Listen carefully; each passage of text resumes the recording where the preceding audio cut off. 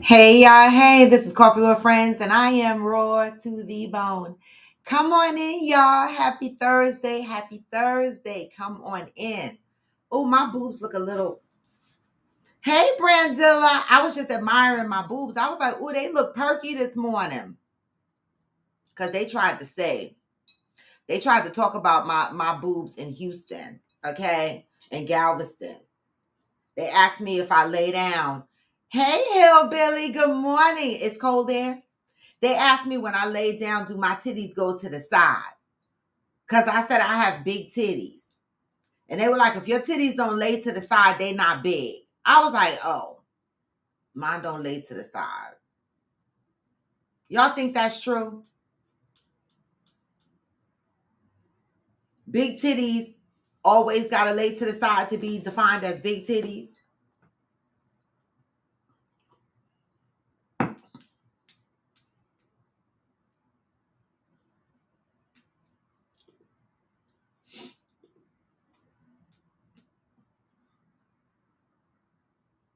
Wow. That's chilly, Hillbilly.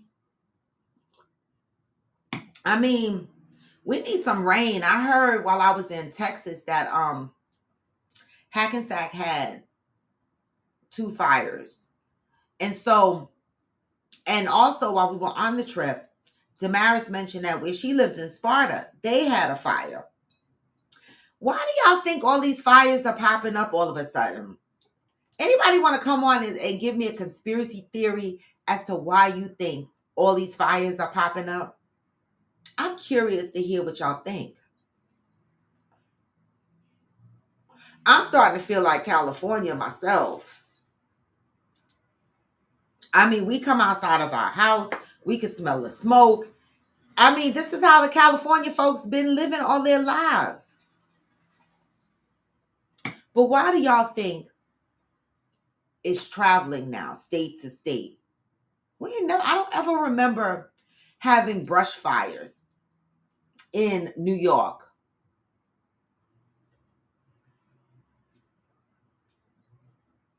Hillbilly, I knew you were gonna come through. You sucking the brain matter out of my mind. Me and you are on the same page. Brandilla, what do you think? Why do you think? Or is Brandilla still here? Cause Hillbilly, I'm telling you, to me, it feels like on purpose. It do. We never had brush fires in New York. I don't give a damn how dry it was. We never had brush fires in New York. New Jersey, yes, they every now and again they have fires in the pines, which is their woods or forest area, right? Where people go camping and stuff like that. But other than that, no. Do you think the US government is thinking like that, Hillbilly? Because Trump said just pick up the garbage in the forest. So what do you think the government is thinking about all these fires? Good morning, Johnny Leon Hill. I asked the question. We didn't really we just chatting right now. All these fires that are popping up, Johnny. What is your take on it? Like we had two fires where I live in my town. Damaris on vacation said she had a fire in Sparta. Johnny, what do you think? Do you think these fires are by mistake or do you think it's something else? Because it's weird. It really is weird. Hillbilly said in 5 years, 25 million people crossed the border unchecked and unidentified. And this is why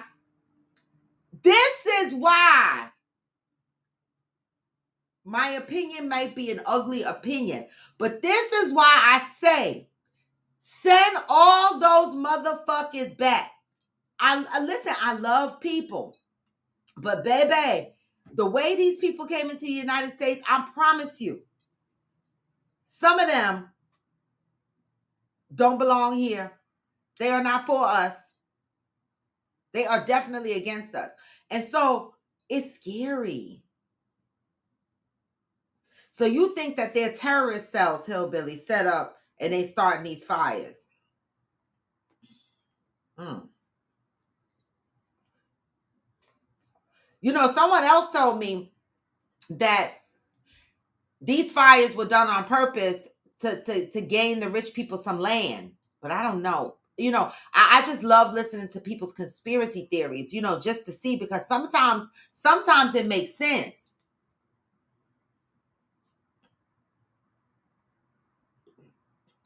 Sometimes it makes sense. No other conspiracy theories? Mm.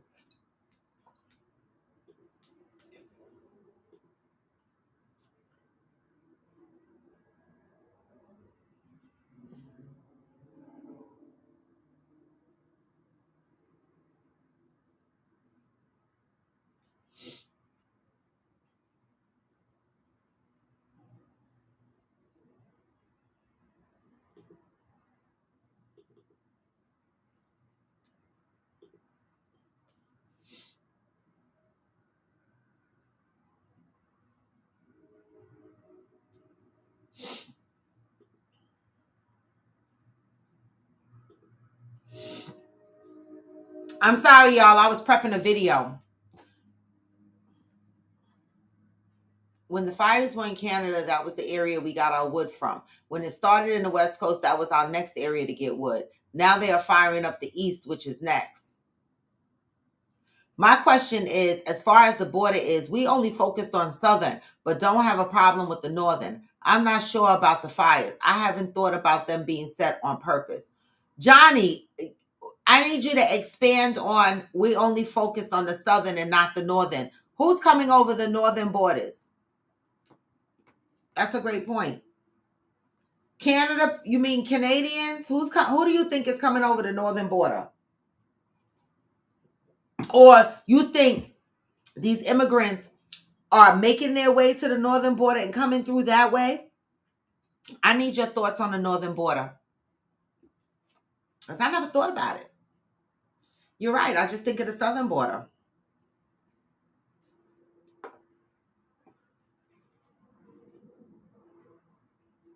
You're right.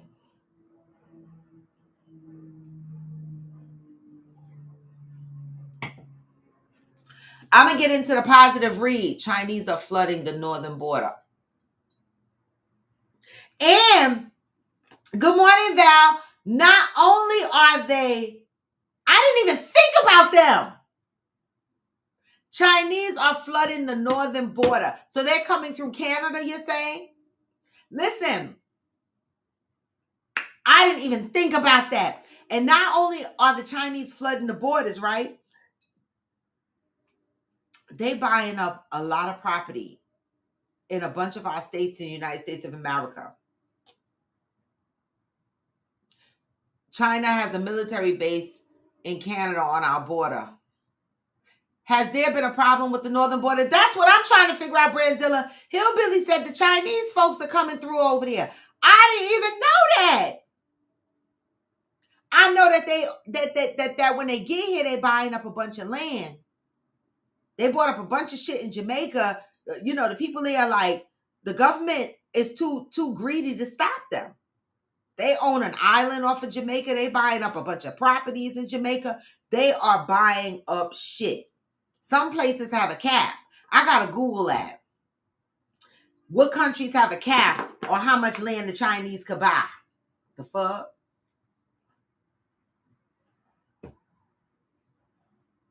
They already own the Chinatowns.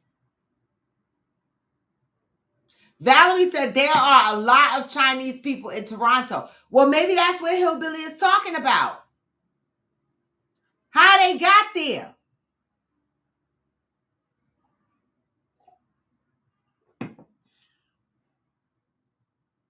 How they get there. Well, y'all keep chatting. I'm going to go into the positive read. Maybe y'all can still chat and listen, right? Today is November 21st. Oh, I'm just going to hold this piece because the book is heavy and my back still hurt. Ouch.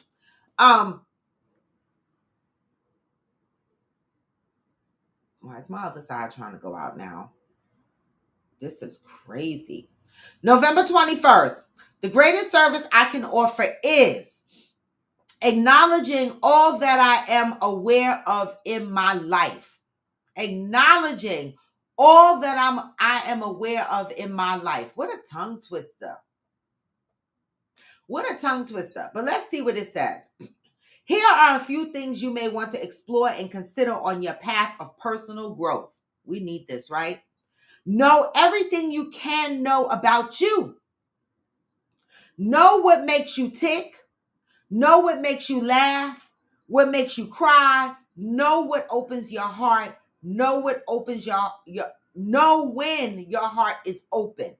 Share what you discover with as many people as possible. That is under the realm of know everything you can about you. Do you know everything that makes you tick? Do you know everything that makes you laugh? Do you? Do you know everything that makes you cry? Okay? Know what opens your heart. Know what opens your heart. That's a good one. And this one is a slammer. Know what happens when your heart is open. Because, baby, I know what opens my heart. But the thing where I miss the mark is being aware of what happens when my heart is open. What does that mean? Knowing what happens when your heart is open. What do you think that means? Knowing that when you go into something with your heart, right, you know that there are some consequences or some things that may occur that might hurt you, right? That is such a key statement. Know what happens when your heart is open. Wow. Know what life is all about. What is important in life? Know what is sacred and holy in life. Know what life is and what life is not. Know where life comes from and why. Know what makes you want to be alive. Share what you discover with as many people as possible. Do you know what makes you want to be alive? Do you know what's life and what is not life? These are deep. Know why you are alive. Know that you are essential. Know that you are valuable. Know that every experience is an important step toward helping you figure out your purpose. Share what you discover with as many people as possible. Know that you are valuable. Again, so many people walk around saying that they're valuable, right? But how they live their lives and how they execute on their decisions clearly shows that they don't really see themselves as valuable. Because if we saw ourselves as valuable, right? Will we get into toxic relationships and stay? Would we hold on to friendships that aren't growing in the same direction or is causing you anxiety?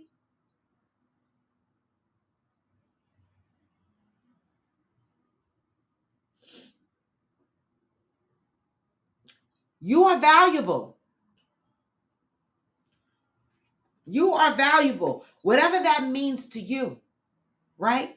But that value should show up in how you navigate in your life, in my opinion. The more you learn about life, the more you learn about yourself. The more time you learn about yourself, the greater is the purpose you serve in life. Some people live their entire lives never sharing what they discover about themselves or about life. Others never explore these questions and never experience what the answers can uncover. Don't be one of them. Some people live their entire lives never sharing what they discover about themselves or about life. Wow. I share.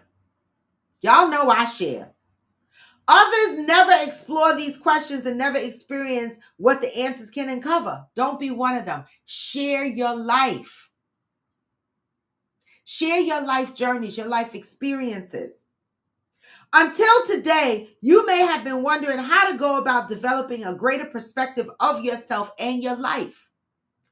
Just for today, spend some time pondering and reflecting on these 3 simple points and sharing your discoveries with others.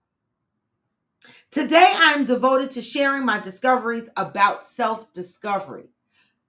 Discover something about yourself today. And then pick up the phone and call a friend and go, you know what? This is something I discovered about myself and I want to share it. And I want to share the experiences that I've had because of this discovery. I think that's cool, y'all. I think that's what we do for the most part on Coffee with Friends. Let me see what y'all talking about the border. So that's our message for Thursday. Northern borders have more acceptable persons that come in from Canada and Nova Scotia, but don't think they have a problem with them coming in. Okay. I know the Asians are the ones who's spending and running the most money in the casino. I figured they immigrated here another way. Never thought of the northern border, right? Hillbilly said, okay, so this is to the positive read. There is no set definition on life. The human determines the definition. Bam. And that's why the question is, do you know what life is? And do you know what life isn't? That definitely is a personal journey. That's a question that you ask yourself. Everyone's not going to have the same answer. There is no set definition. Thank you, Hillbilly. Right? But we as humans determine that for us. What is considered life? Are you valuable? How does that value show up? What makes you want to stay alive? Right? These are all great questions. What a message. Good morning, Ghost. What a message. What a daggone message. Oh, my shirt. Oh, sorry, y'all. I'm trying not to flash y'all. And my shirt got tangled up. Try not to flash y'all. Did y'all see something? You know? All right, so I want to play a video for you guys because I'm done with the message of the day. Okay, anybody got any comments about the message of today? Yes, I still have I have my waist trainer on, but it's acting like a back brace because I can't find my back brace. And this shit works. I mean, this shit works as a good back brace. Let me tell you, and my stomach needs some damn training anyway. But this thing supports your back and it goes all the way up. And when I tell you I am suffering in here, I am, but I wear it all day long. All day long. But baby, when I got out of bed this morning, I was able to get out of bed. I was able to sit on a toilet. I mean, I could barely sit on the toilet in Texas. I had to sit on the toilet sideways. And forget making number two. I couldn't make number two. It TMI, I know, but I got to share this with y'all, right? This book says share all your experiences with other people. So here we go. When I tried to make number two in Texas, it wouldn't work because you would never believe what muscles you use until you are fucked up and in pain. To make number two, to have to even push a little bit, my back started spasming. I said, I cannot deal with these spasms. So guess what? If the doodle didn't just fall out when I was peeing, it wasn't going to happen. I know TMI, that's how bad of a condition I was in.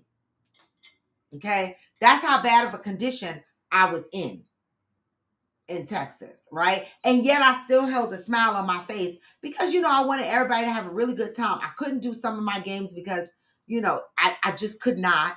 And I couldn't participate in the one leg standing thing because I just cannot. But I'm going to tell you today, I am a hell of a lot better than I was yesterday. And so that's good. I can sit on the toilet and do my business. I'm just saying. Oh, I got to go look. Fun and giggles. Let me go.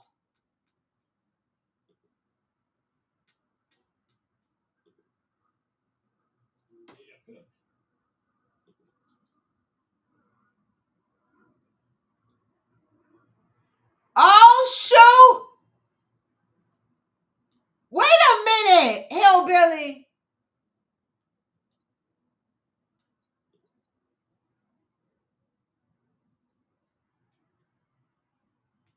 Oh my goodness. Wait, I keep rewinding it.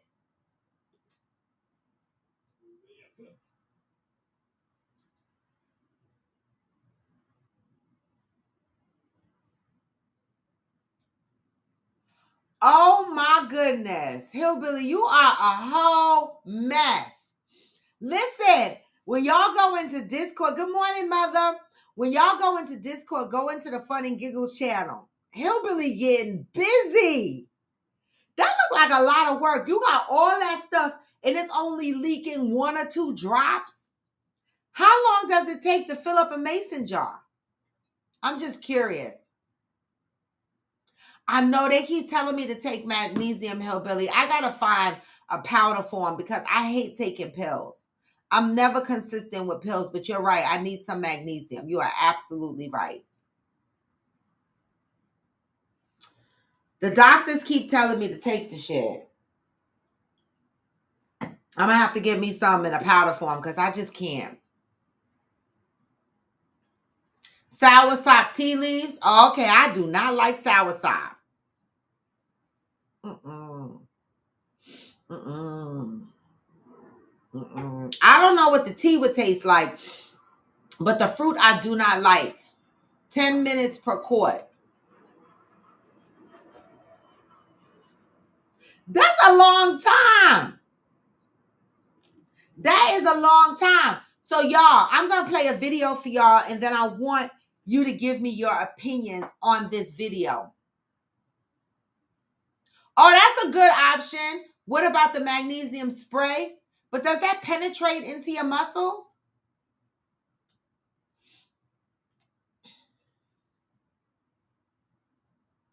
Go try it, Brandilla, and tell me. Oh, they have magnesium in a cream? Oh, okay, well, let me go find that shit then.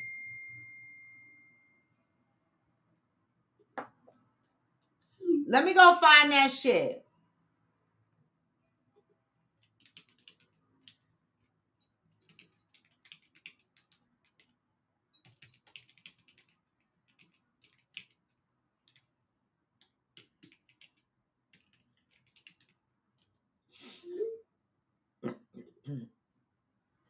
All right, so I'm going to go play this video. Y'all ready?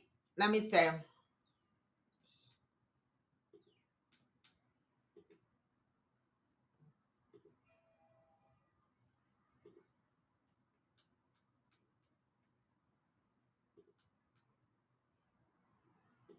Women always married up, wouldn't that mean that men married down? Absolutely. So men in that case would be settling, right? A lot of men settle. A lot of men settle. A lot of men. Yeah, a lot of men settle. Yeah. Yeah. But see, there's a real conversation in that you ain't ready for. White women marry up. Okay? And most of our sisters marry down, but you're not ready for that conversation. That can take you a whole other place right now. And I told you I've been drinking, so you might want to get that mic off. So no, but let's explore though. Why do you believe that most white women marry up and minorities, black women marry up? Because white women have been trained by their mothers to marry up. The man is supposed to take care of you. The man is the head of the household. Where a lot of times, a lot of our sisters have been told that black men ain't shit. You feel what I'm saying? I can do it for myself. I made it on my own. But you're not ready for that conversation. Get that mic off me because I've been drinking. Do you think that is why in society it is sometimes deemed the angry black woman is more masculine, whereas you see a lot of brothers getting with white women because they're more submissive? Did you see the NBA draft class this year? It's a bunch of high yellow brothers like me and him in that class. So what you think? Absolutely. If historically women always married up, wouldn't that mean that men married down? Absolutely. So men in that case would be settling, right? A lot of men settle. A lot of men settle. A lot of men. Yeah, a lot of men settle. Yeah. But see, there's a real conversation in that you ain't ready for. White women marry up. Okay? And most of our sisters marry down, but you're not ready for that conversation. That can take you a whole other place right now. And I told you I've been drinking, so you might want to get that mic off. So no, but let's explore though. Why do you believe that most white women marry up, and minorities, black women marry up. Because white women have been trained by their mothers to marry up. The man is supposed to take care of you. The man is the head of the household. Where a lot of times, a lot of our sisters have been told that black men ain't shit. You feel what I'm saying? I can do it for myself. I made it on my own. But you're not ready for that conversation. Get that mic off me because I've been drinking. Do you think that that is why in society it is sometimes deemed the angry black woman is more masculine, whereas you see a lot of brothers getting with white women because they're more submissive? Did you see the NBA draft class this year? It's a bunch of high yellow brothers like me and him in that class. So what you think? Absolutely. If historically women always married up, wouldn't that mean that men married down? Okay, so what are your thoughts? What are your thoughts? White women marry up, black women marry down. Historically, they're saying that in the black families, right, the black women are told men ain't shit, and they can do it on their own. And in some cases, they have watched their mothers do it on their own, like me. So what do you think about this statement? White women marry up, black women marry down. Well, let's get to some of the layers then. We'll peel back the layers. Let's get some of the layers. I mean, we could cover a layer or two right here. The statement that's made in the video is, in the white families, the mother teaches the child that the man is the provider, okay, the protector, okay? And in the black families, we're told men ain't shit. What do y'all think?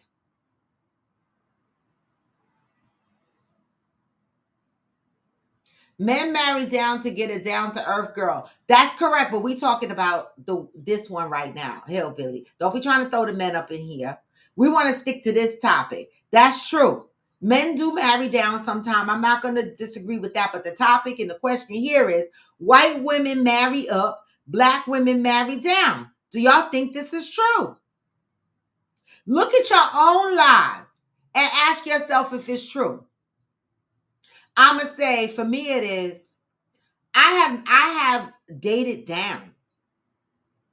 And I've had opportunities to date up.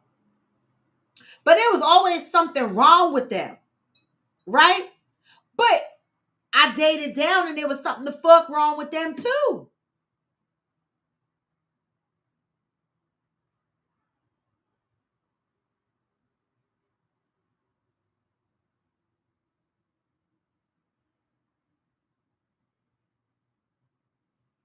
Hillbilly. Horse jump cocks. Good girls marry for love. Smart girls marry for success. Debbie said, I wasn't told men wasn't shit, but I was told you can't rely on anyone to take care of you. Be prepared to take care of yourself always. That's good advice. That's good advice.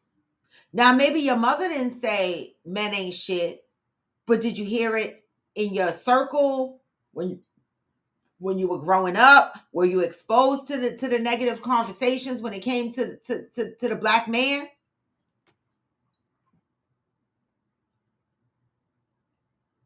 See, for me, my mama ain't never had a good man, as far as I can remember.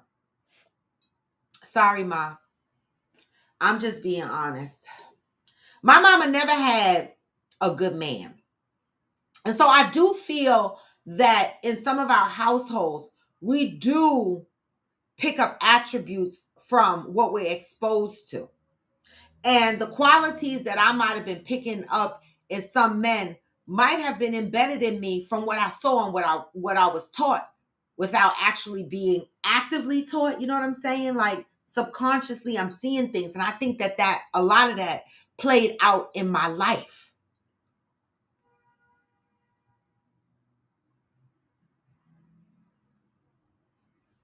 And I've seen a lot of men in my family that aren't shit. In my own family. And so I've been exposed to a lot of men that aren't shit. More exposed to men that aren't shit than exposed to men that are shit. Good morning, Kevin. And I'm not saying that to attack men. I'm just telling you my story. Right? So I think based on, my mother never told me men ain't shit, but based on my experiences growing up and the things that I saw and seeing some of my uncles not being shit, right? Maybe subconsciously, I felt like men ain't shit based on what I saw.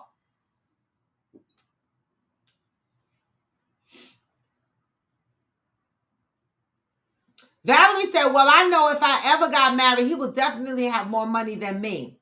You hope so.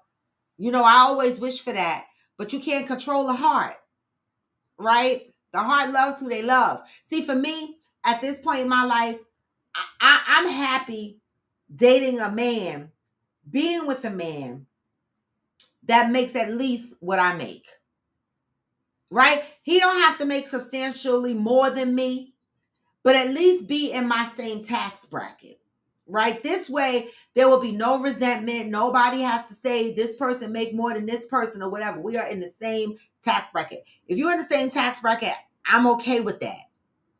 All right. And so, I know some people might look at me and go, oh, that's a little bit materialistic. But no, because Valerie said she want a man that make more money, definitely make more money than her.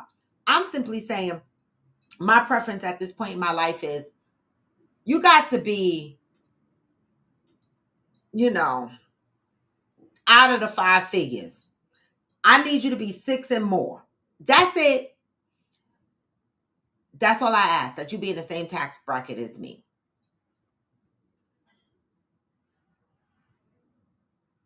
I definitely heard it and still hear it, sadly, but I don't apply it to all men because I ain't met all men.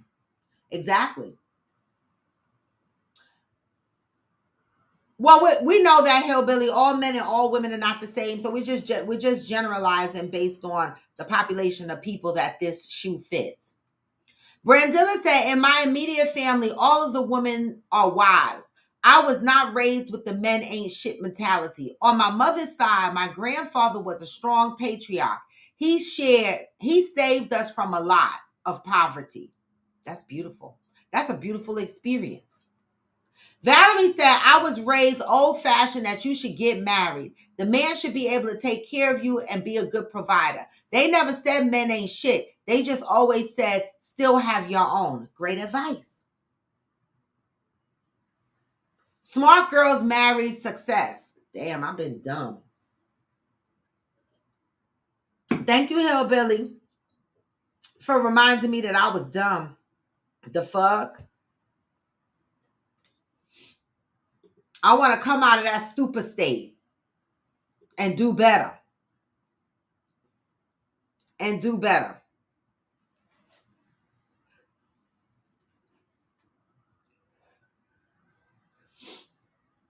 Do you think that for the Black women that do marry down, because everybody doesn't do it, but for the Black women that do marry down, right?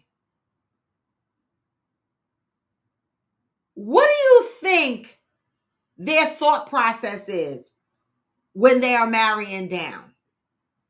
Because I can't believe that women in general would want to marry down on purpose, right? So I would think that, I don't know. Why is it a majority? Why are they saying that, you know, this is a historical thing that we do?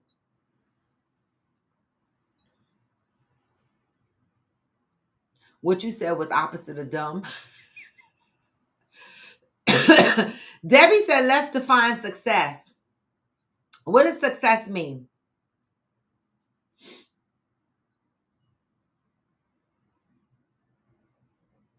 What does success mean? And look at your own lives. Think about your own lives. For those that are married or have been married, did you marry up or did you marry down? Ask yourself that question. I'm going to answer. When I married my husband in 1992, we were equal. We were in the same salary range. So I didn't marry up or down. I just married equal, right? But even the ones that you date, think about who you married or even who you dated. Just the Black women that's on here right now. Think about who you dated and who you married. Did you marry up or did you marry down? I'm asking.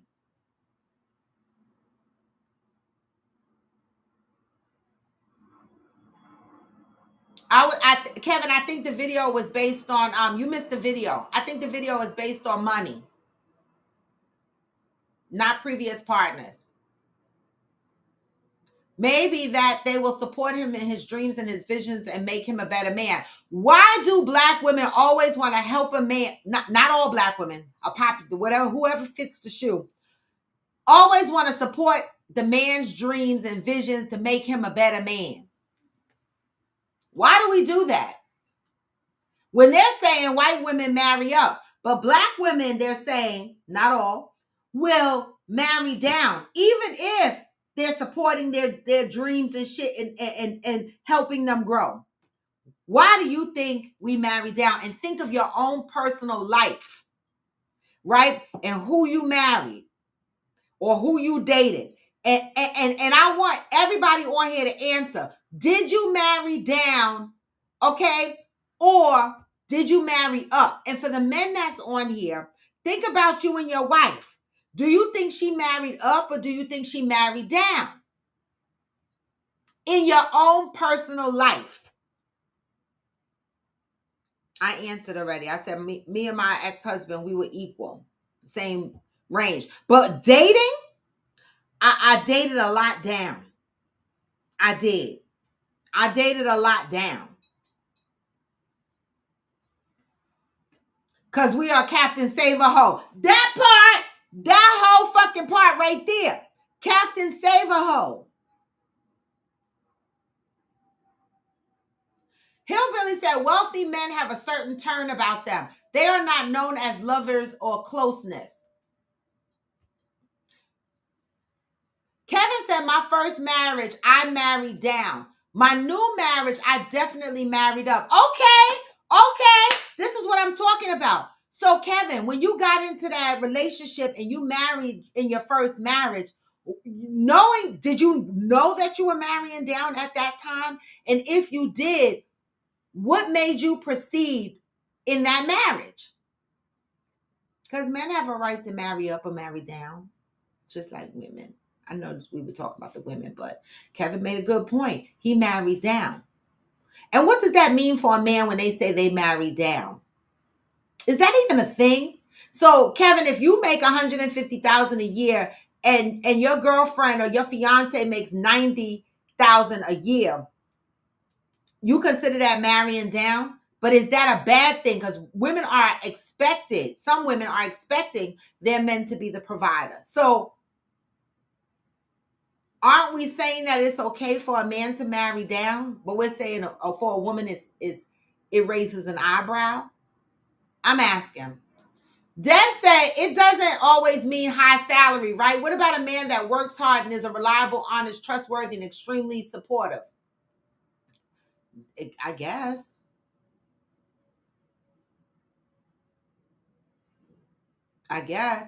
But if that man works hard, he works hard and is a reliable, honest, trustworthy. You say, I miss works. Okay, as long as he's working. Valerie said, because we always helping and saving our men. So we probably marry with that mentality to help him and lift him up to better standards. Where did we learn that from? Where did we learn that from? Where did we learn that we should save a hoe? Where did we learn that?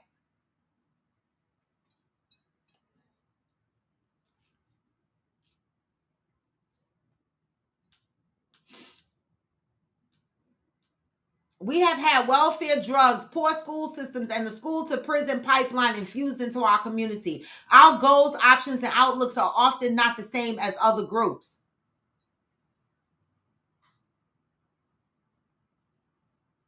So we have had welfare, drugs, poor school systems, and school to prison pipeline.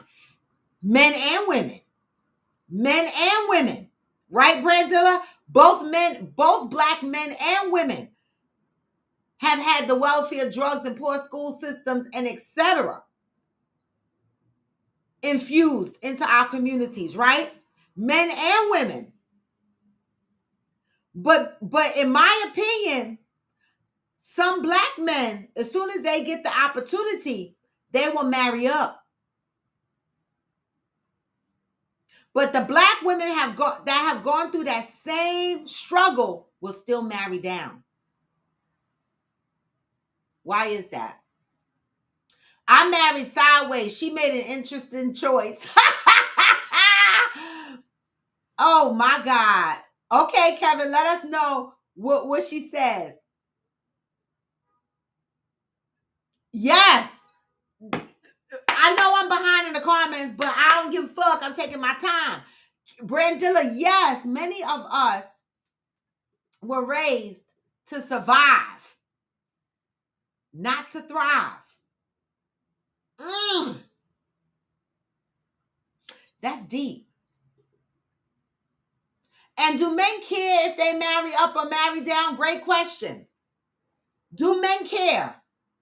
Kevin said, I did not know why, but I was naive as fuck and thought she was going to change after marriage. When I say I married down, she had zero aspirations and goals in life, and I have to put my life on hold because she didn't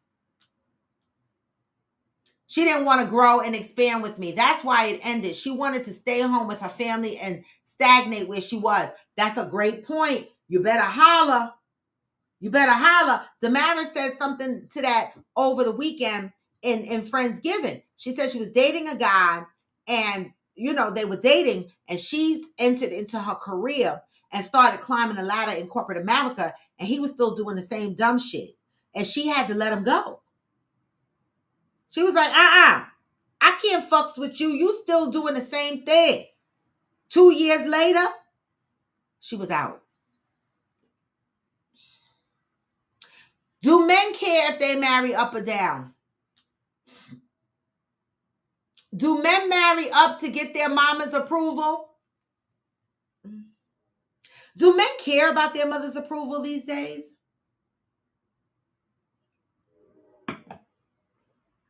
Do men care?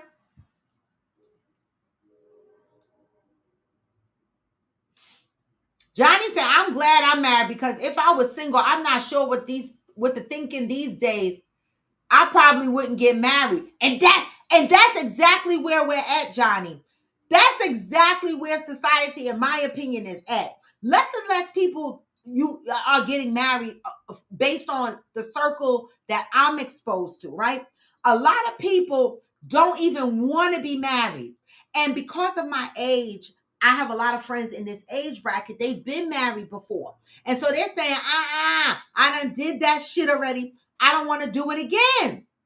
This is where we are. A lot of people do not want to get married these days.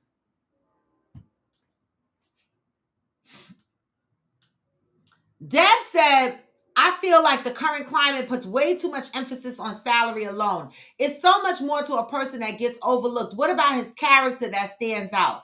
Great point. And so, Debbie, this is why I ultimately always ended up in relationships. If we're talking based on money, I went down because they had other things embedded in them that were quality. And I felt like that was enough to marry them, right? Well, I married equal to date them. I'm talking about the ones I dated to date them. But Debbie, the experiences that I've had with dating guys who make less money than me, even though they work, even though they're doing what they're supposed to do, listen, in my experience, they will hold resentment. Listen, they have been resentful in many ways in our relationship, okay? Because when it came time, I'm ready to travel, I'm ready to do things. If they don't have the money and I didn't have the money to cover them, they just couldn't the fuck go. And stuff like that started to get thrown in my face. And I started to defend myself by saying, you chose your career and I chose mine. The fuck you mad at me for? Because I could do certain things that you can't.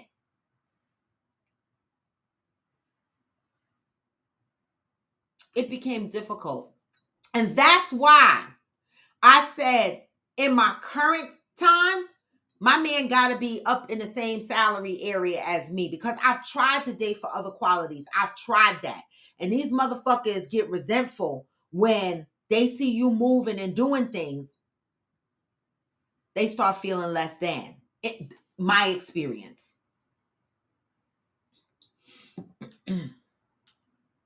Kevin said, my current wife makes a significant amount of money, less than me. I don't think of that as marrying down. I married up because she walks as a woman that wants to take care of me like I want to take care of her. We cater to each other. We have the same goals and aspirations in life, and we are working to achieve all of those things together. And that's what I'm talking about.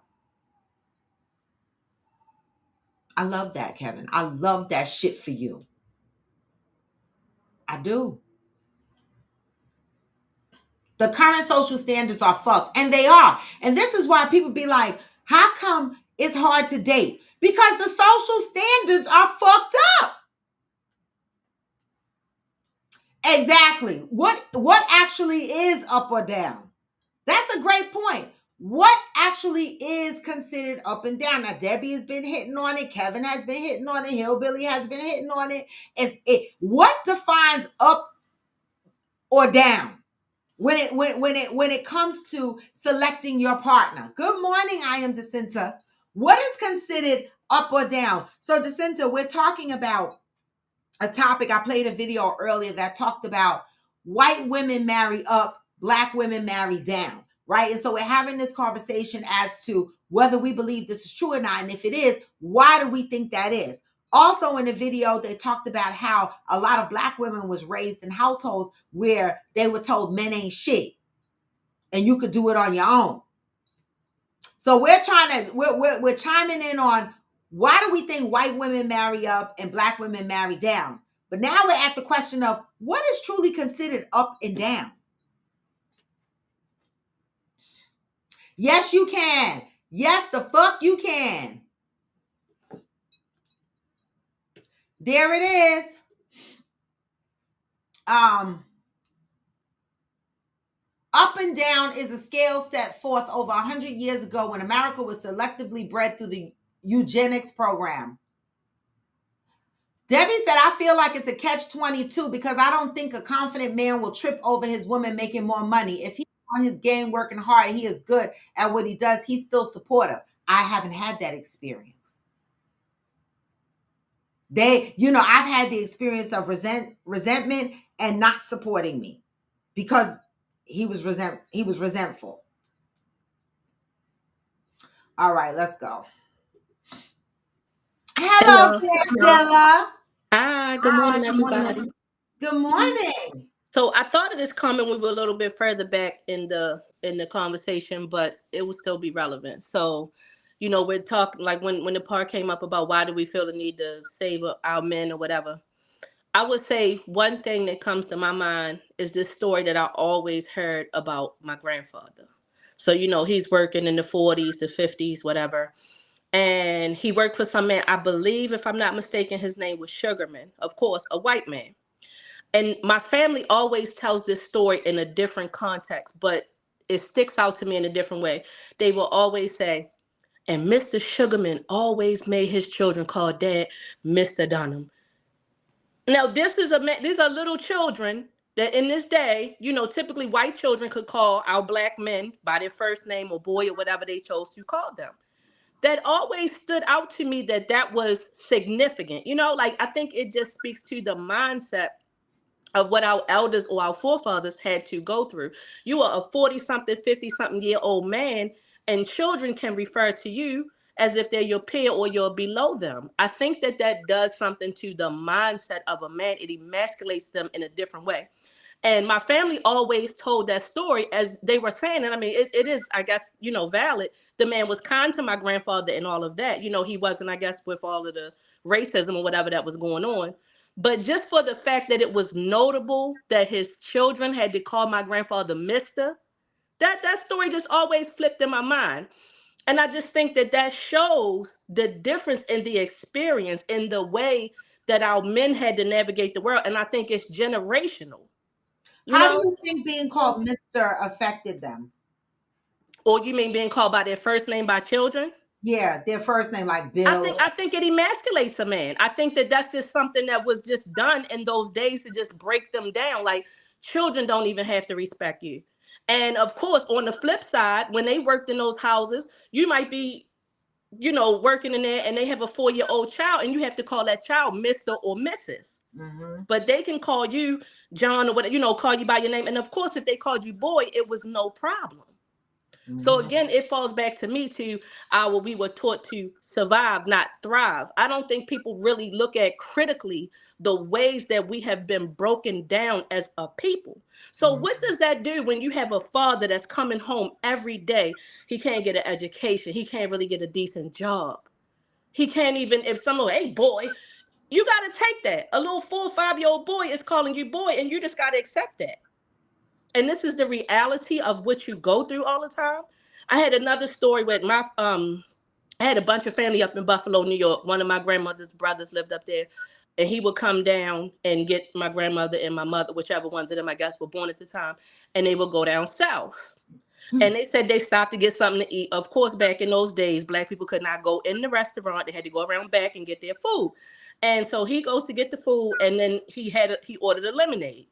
And they said as he was leaving, the white man handed him the lemonade and spit in it. And they were in somewhere in Virginia, I believe. My uncle already knew, if I say anything, if I do anything, I'm gonna die. And I've heard this story so many different times. He's got his sister and his nieces and nephews here. He's like, I can't do anything. So he said he just took the lemonade until he got out of the man's sight and threw it away. And he said, from now on, we bring all our food and drinks. That's all he could do. That's just 2 stories that I know. I'm sure all of us, if we talk to our grandparents, great-grandparents, there are trillions of zillions of stories like that. Our people did not have sovereignty or agency over their life. You hit, like, if you read in even like the autobiography of Malcolm X, one big thing with his mother, she was white passing. And most of us couldn't get jobs. If they knew you were Black or whatever, you couldn't get a job. And I don't know if y'all remember that part of the story where his mother was white passing, and the rule was always, do not come to my job. They're going to clock me and they're going to know I'm Black. My grandmother was that way. My grandmother wasn't white passing, but she was racially ambiguous, so she could get jobs. People always gonna say that's the past, and we don't. But this is what you are raised by. Yeah. That's our mother's generation were raised by these people. My grandparents would be in their early hundreds now if they were living. My mother and them are in their 70s and 80s. Yeah. Like, those are the people that raised us. You could see the difference. Black men have been broken down. They don't feel like they belong in the room. They are happy to just get a job. It's not, oh yeah, you're gonna go in there one day, you're gonna be the CEO or whatever. It's just a different way that our pedigree was grown than theirs, and that's generational. And then if you take the father out of the household, which is the case for a lot of people, if it's just you see your father on the weekends, holidays, or whatever weekend you can get to him, then that kind of slices it down. Like, our boys are often not really, they don't have the example of how to be a man.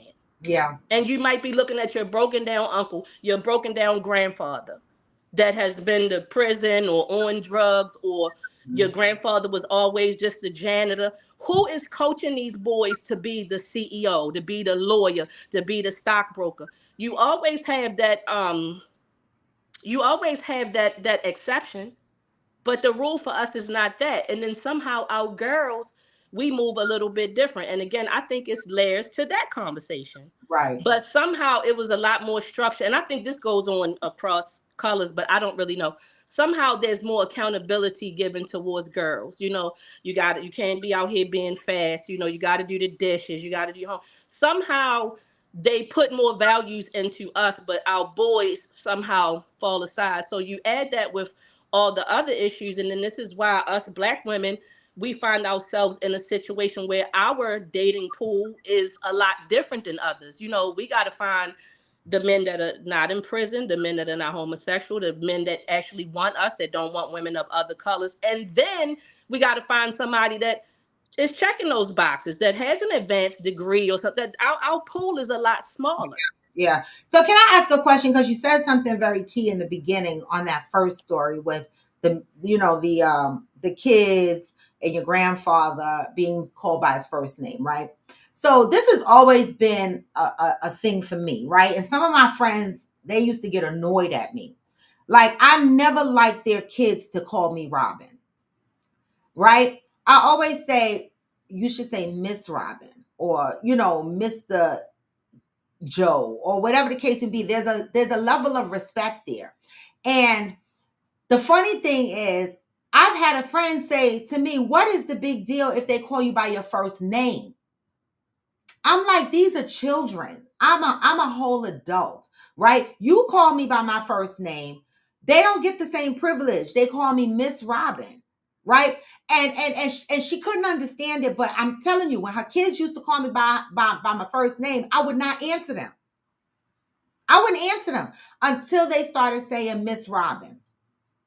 Right? Then I would answer them because it is a level of respect. And Debbie, somebody on here, Hillbilly also mentioned that's why nicknames are actually a sign of respect. Only your equals use it. That's another great point. My sister-in-law, we call her Deb, right? But she only allows certain people to call her Deb. Anybody or Debbie. You cannot just call her Debbie. She will correct you and say, my name is Deborah. Mm-hmm. Okay? Only certain people can call her Debbie. I have heard that where nicknames, they don't allow. Like, I wouldn't have a kid, my grandkids or any other kid be like, hey, Raw to the Bone. No, the fuck is that? Mm-hmm. But you know, some people say that when you rename or nickname someone, that's also a form of showing that you've conquered that person. Like the whole thing with Kunta Kinte and Toby, where they wanted to change his name. So I guess it depends on what circle and what context that is. Because some people look at when I've renamed you, that's like I'm saying I own you. So it depends on who it is and how they are doing it. What that can mean. Mm-hmm.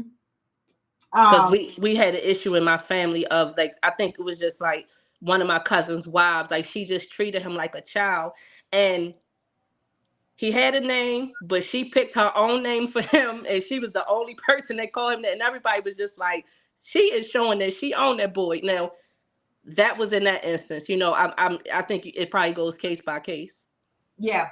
So Debbie, you say Brandilla made an interesting point, right? And talking in that time period, but you're saying today men aren't being disrespected in that way, and there's opportunities out there now.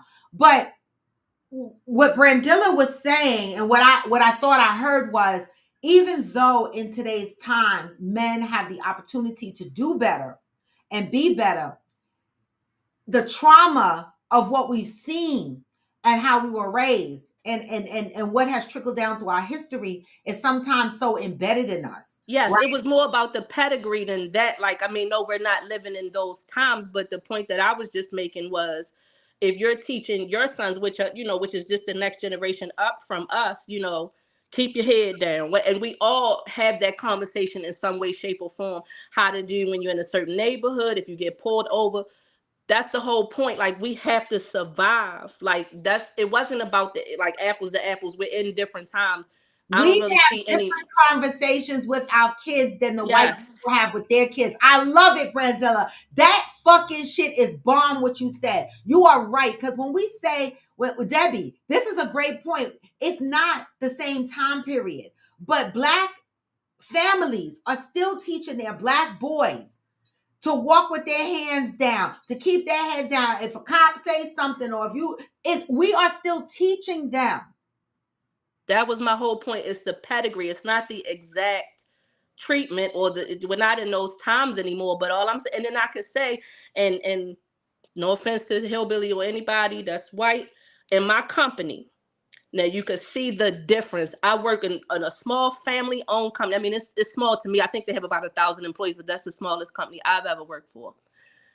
The father started the business. I think they're getting ready to celebrate their 50th anniversary. This man started the business. They had 4 sons. He put his 4 sons in place. Each one of them is a CEO of a division. They have numerous grandchildren. Each one of these grandchildren have the choice to, and we get these updates and these picnics and stuff we go on. Now they talking about Gen 3. And they're like, oh, we don't make Gen 3, join the company if they don't want to, but they have the option. And then they just talk about some of the other Gen 3. Oh, this one, he's on the board at Chick-fil-A, and he's in this, and he's at Calvin Hall, and so they have this generational wealth. So that's all I'm saying. On the flip side, I'm sure my grandfather would have loved to be able to have the education, the opportunity to start these different businesses and pass it down to his sons and his grandchildren. I'm sure this money will keep going on and on and on within this family. My grandfather was not able to go past the 6th grade. And so therefore he had children, and I think your mother's on here and anybody that generation knows, we pretty much were said, try to finish high school. And I don't even think all of my, people like in my mother's generation and my family finished high school. They didn't have to. They could, most of them went and got jobs in a factory or something, and they could, support their family. But that's kind of like what I think a lot of us thought the ceiling was. Not going to say all, because I do see Black families out there where the grandmother went to college, but that's rare. But sometimes I do see that. But more often than not, you hear, oh, my grandfather went to the 6th grade, the 8th grade, the 4th grade. Their opportunities were in agriculture. So this is what you were taught. Like, you getting a degree in law, you weren't going to do anything with it. You had to be able to feed your family on a day-to-day. Again, I think these are things that are generationally passed down. If you can't even get a job because of your color, how would you be saying, oh, get you a rich man? Like, where's he at? How many Black rich men were they? So that's going down generationally. White people that I work with all the time, it amazes me when I listen to them talk about their elders and what they came from. Even the one guy I work with, he said his mother was an executive assistant in the 50s. All I ever hear, when I talk to Black, oh, my grandmother did laundry. My grandmother was a cook. Like, that's typically what you can't say all for anything. Like, I have heard of Blacks that did have higher paying jobs, but that seems to be more of the exception than the rule. They have always moved in the world differently than we have. Like, most of our grandmothers can barely even read. Executive assistant. And again, these stories are never being told to me in the context of race or anything. Actually, that person that was telling me that story was talking about sexual harassment. Like, he was talking about his mother was an executive assistant wherever, and she was talking about how they could grab her on the butt and call her all that. The conversation was in a whole different context, but just what stood out to me, I'm like, she was an executive assistant in the 50s. Wow. Like, you don't really hear a lot of that from our grandmothers. No, you don't. So Debbie says she agrees with you, and Debbie has 3 brothers, right? But she said, but even with all of that, our men still need to do better. And I am Jacinta said that there's resources everywhere. Do you believe that our men, some men, right? Because nothing is all, right? And just let me just say that when I say men and women, y'all know I don't mean all. Okay. When men, Black men, do you think they recognize this trauma? I don't think so. Not a lot of them.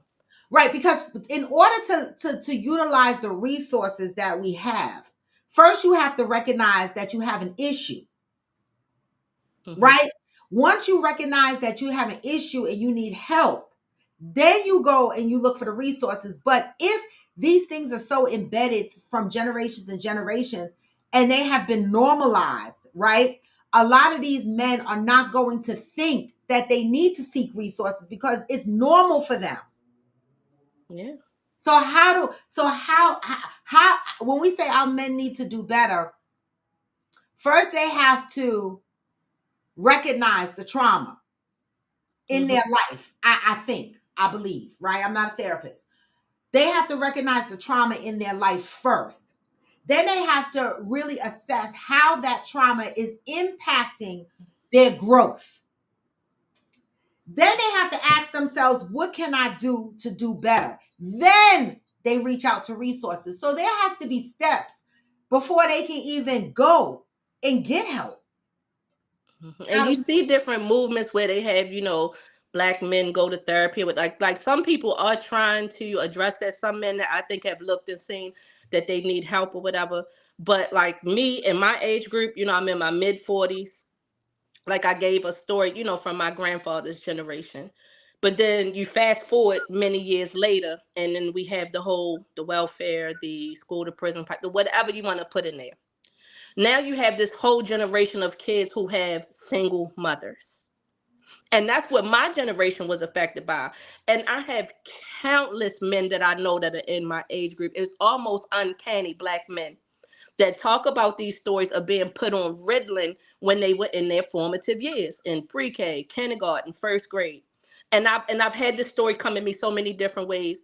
One story, I know the father, I know the son and I know the mother. Mm-hmm.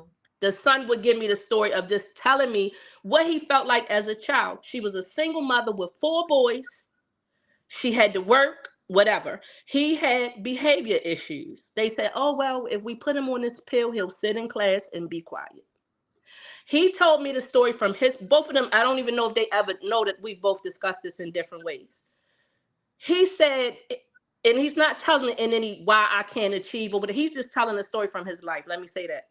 He said, I just felt like I was on dope. He said, I'm in kindergarten, I'm in the first grade. He said, I could see stuff was going on around me. He was like, it's like I couldn't get into it. He was like, I couldn't get into anything. He said, but I was quiet. I would sit there. And he said he took himself off of it because he didn't like how it made him feel. Mm-hmm. Now, on the flip side, his mother would just talk about his behavior problems or whatever. And she said, I had to work. She said, every other week, every other day, I'm getting calls from the school. He did this, he did that. She said, I couldn't keep leaving work and go up that school. So I had to put him on that pill. That is a real thing. And if people go back and look in the early 80s, and I don't know if it started in the late 70s, how many young Black boys were put on Ritalin where they completely checked out of school. And let's think about it. When is your biggest learning years in school? Pre-K, kindergarten, first grade. That's where you're getting your foundation. So that's just like trying to build a house and start from the second floor. That's you true. Didn't get the foundation. You can't start. You got to have the basement, first floor. So you got to go up that way. So most of them miss the foundation. And these are the guys that I know that struggle the most in life. And then you start hearing, I failed the first grade. I failed the third. I failed the fifth. It's just all these failures, behavior issues. And the next thing is I'm in juvenile hall. I'm in training school. I'm in this. We could say it's excuses, but it's real things. You had so many women trying to raise families by themselves. Mm-hmm. We got swept under the rug in so many different ways. And this is why we deal with what we deal with. We can call it excuse. I lived it. That's my ex-husband I'm talking about right there. Mm-hmm. Mm-hmm. While we just lived in two different, in the heart, I could go on, I could have y'all on here crying to tell y'all about the experience that he went through as a young Black boy because he had no protection. His father was a crack addict. His mother was a single mother trying to do the best that she could with really no help. That story, we could go on for the rest of our lives with that story. Hey, Johnny. Hey, Johnny. Hey, everybody. Down. You got an echo. Oh, do I? Wait. Turn down the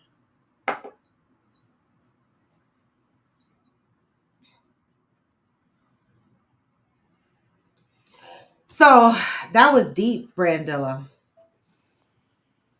Yeah, I didn't mean to get too deep, but like I'm saying, this conversation has so many different layers, and I think generationally you can pinpoint. You know how you see the movies and be like, boom, like when a certain part like happened, like you could just go, boom. That's like a moment in time, or like that's a significant moment in our development. Mm-hmm. These things did not happen with us in a vacuum, and as much as we can say times have changed. Yeah, they have changed, but it's still the same people. It's still the same people that were raised by people that were raised by people that were raised by people that were trying to survive. I don't know how many people see themselves as being rich or being wealthy or being a C-level executive. The way you're being trained is just different. Yeah. Yeah. Johnny? No, I can't hear you now. How do I get this? Oh, yeah. We hear you. We hear there you. Go. Okay. Do I still have an echo? No. All right. I wanted to join the conversation, I guess, just to try to give a black man's perspective. Keep going. I need more coffee. Keep going. Um, I like Brandon said, it's so many layers to this conversation that we're having. Um, I've had some dudes, and we've had conversations, but these are not dudes that are in my circle, but these are people that I know. They've had conversations where if they dated outside of their race, or if they wanted to date outside their race, some of these men are like how they've been belittled by the women either in their family, or how they've been rejected in the neighborhood. All of those things play a part in why they decided to go the other route. They was like, I wasn't teased or rejected by white women, or women of other races, or they've been in certain situations where they didn't have a lot of black women outside of their parents or their family that they interacted with. Uh, and so I'm personally one of those people who I don't understand somehow some of these men either put down black women, or reject. It's hard for me to figure that out, because I'm not.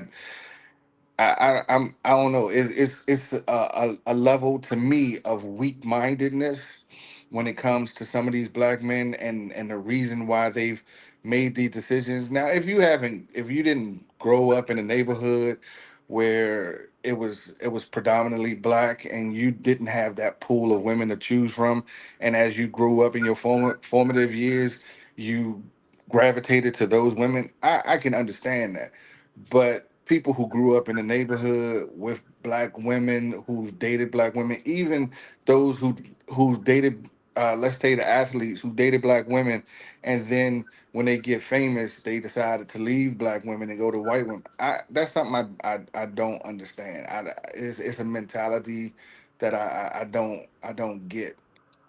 But as far as this um, dating up or down, it seems like the caveat in the whole conversation is money, and and we choose to. I, I look at it like this: if you choose to fall in love with a person that has money, then great, and some people date and some people marry not just for love. Some people date and marry for money, and if that's your choice, cool. But when we get into a relationship, or when we get into a marriage, and then all of a sudden your status of where you are becomes a issue, and we don't work together to build each other up, and grow, then I don't know. I think that that's a problem as well, because we should be able to look at each other and say, "Hey, let's grow together. Let's move in this way together." So if where we living and what we're doing is cool for us now, but it's not cool once we have a family, and once we get, our expenses get a little bit more, then I don't know what we're doing, because if we can't, if we're looking for somebody who's already ready made, I mean, granted, if you're in a certain age range, and you're like, hey, you need to have it by this time, I guess I can understand that. But if we're young, and we're building together, we're growing together, and that person shows a willingness to say, hey, I've been working this job, but maybe I can do more, or maybe I can be better. I can go back to school and learn more. That's fine. My wife is an LPN, and she's been doing great as an LPN, and but now she's like, I think I want more for my life. I want more for our family. So I think I'm gonna go back to school to be an RN. And I'm like, hey, I'm all for it. Let's do it. And as a matter of fact, your motivation to go back to school is motivating me to do something more for me. So maybe I'll go back to school as well for a couple things that I want to do. And then we can, by the time we finish, we'll be in our early 50s. Our kids will be grown, and we can make even more decisions for the next chapter of our life when we are pushing for retirement and things like that. I So, consider that marrying up though, because it's not like you and Debbie said. It's not just about money. What you described is a couple that's working together to grow, right? What I imagine marrying down is coming home from work. What did Fancy say the other day when we were in Galveston? She said getting up and going to work. The woman getting up, going to work, and the man talking about cut the light off. I see you when you get home later, or you come home and your man is sitting on the couch watching TV. He's not trying to do something to better himself, right? But you knew that when you chose him, that that's the type of person he was. But you're trying to push him. Like earlier we said, there's a lot of black women who are married down and try to save a hoe. yeah, That's what I call marrying down. What you described is not that to me. right. But so I'm looking at it like this: if I wasn't married, and I'm making the money that I'm making now, and somebody looks at me and says, "Oh, I can't marry you because, or I can't, or I'm not going to date you because uh, your salary requirements doesn't meet my salary requirements." Now, that's fine. You can move on and move around. That's I cool. say that at my age. That's also an age thing, right? I, If I I, was in I my get- 20s and my 30s, I would be more flexible. But at this late stage of the game for me, I cannot afford to take care of someone who is making substantially less than me, because then it impacts my lifestyle, right? A lifestyle that I worked hard to build for. So that's why I say at this stage in my life, I'm looking for retirement. So I need a man that's kind of on that same path and on that same financial, you know, yeah. Now, direction. I understand it. Um, I don't know, and I somewhat agree with it. I don't know if I fully agree with it. Just simply knowing, you know, especially when you know what you bring to the table. If When you know that you bring something to the table that's of quality, that's of good character, high value, uh, and you bring that to the table, and to for someone to disqualify you know that that like challenge that they have on TikTok or whatever, where everybody's like popping their balloon and stuff like that, and things like that's what I feel like happens if it, when I say, if I was to say, hey, I make this amount of money, and it's just like, oh nah. But then when I continue to talk and I continue to show you who I am, then it's just like we we can't even get past that, because now that's become either a stumbling block, or now it's a non-starter. So we can't even get past that, because it's just like, hey, you seem like a really good guy, you seem real cool and everything. Uh-oh. Oh man. I'm sorry Is about that that. Oh, I was like, oh um we man. right in the middle of what you were you saying? seem like a really cool guy and everything, but we can't go any further because Good of morning, your Summer. your salary. And it's just like, but I not only do I may have a low salary, a lower salary than you, but I take care of my money. My credit score is Yeah. is at Mm-hmm. Yep. this That matters. point. That Um, matters. I also have, good credit with the bank, with my That's credit cards. money. I don't have any debt. That's All of money though. those things also factor in Yes. to supplement what I don't have coming in the house financially. I don't You see consider what I'm that down, saying? So I marrying it don't. down just feels either. I like don't. I don't.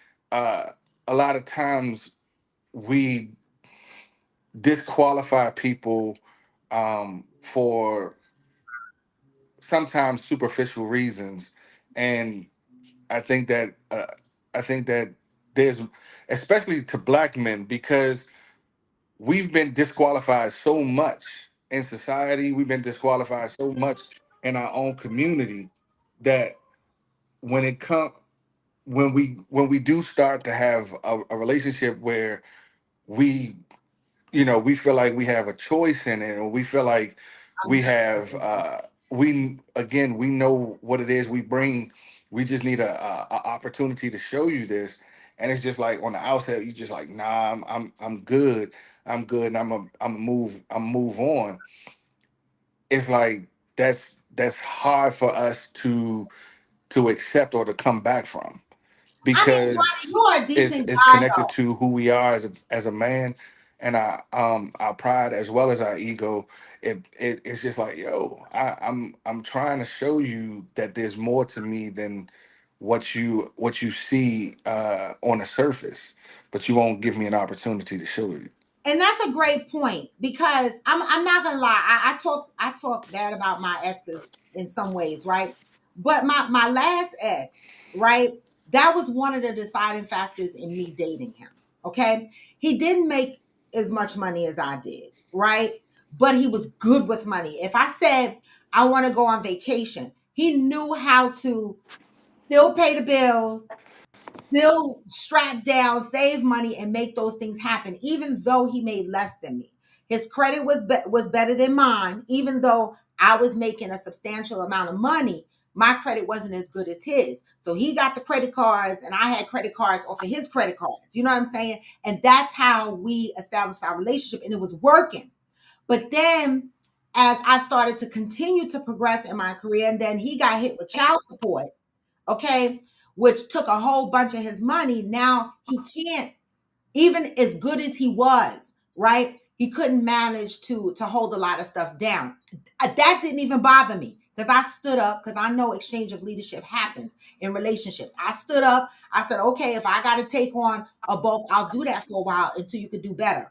What ultimately happened is he started being resentful because I'm holding stuff down and I'm still doing my coffee with friends and I'm still doing my body butters and I'm traveling and I'm doing stuff.